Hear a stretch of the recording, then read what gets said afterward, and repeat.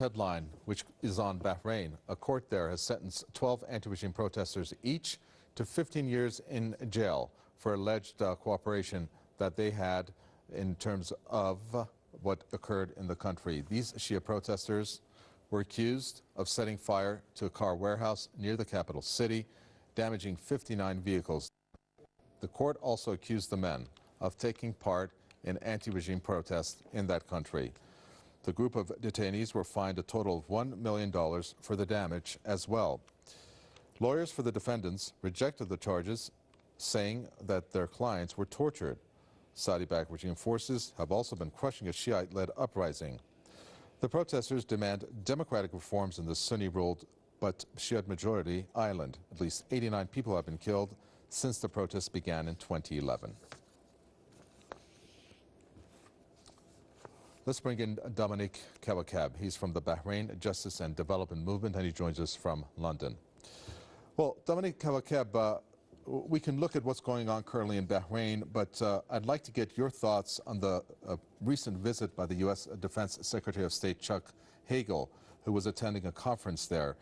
I did not notice any news that came in terms of any recommendations that he may have given to the ruling family there in terms of what is going on, except for the fact of reaffirming U.S.'s support in terms of their military support, that is, for Bahrain, which reflects on the U.S. Fifth Fleet being positioned there. Can you tell us more as to why the U.S. still is pursuing that path with Bahrain? Well, it was clear that the visit by the U.S. Defense Secretary to Bahrain for the Manama dialogue was not to put pressure on the regime in any sense of the word.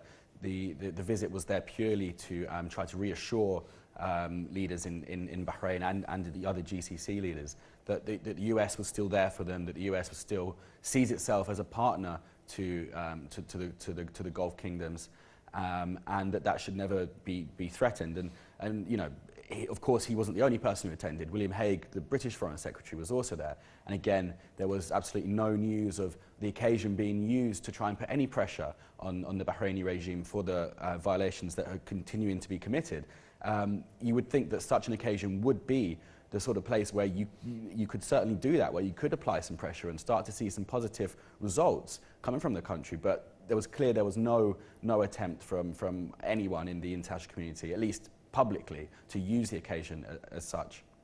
Well, of course, this could be somewhat lined up with the fact that there was a recent, obviously, deal that was reached between Iran and the world powers, including, obviously, the United States, of which one of the purposes of the visit was to reaffirm the commitment that the United States has to Persian Gulf countries. But at the same time, what is not being done in terms of at least highlighting Bahrain's plights that would at least prompt a U.S. official of that caliber to be in Bahrain and then to discuss this with the ruling family there, at least to get some, for example, dialogue going with the opposition there.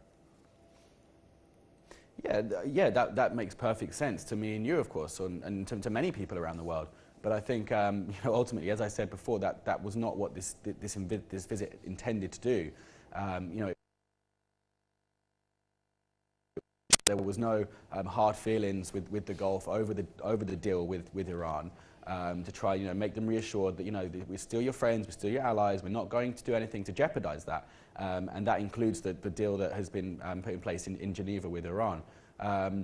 You know, even a small statement that could have come out from the US or from the British delegation to say, you know, please, to the authorities, to please open up a dialogue, to please start taking dialogue seriously, to please start taking the idea of just minor reform seriously, would have been something positive, but there was nothing. There was absolutely nothing.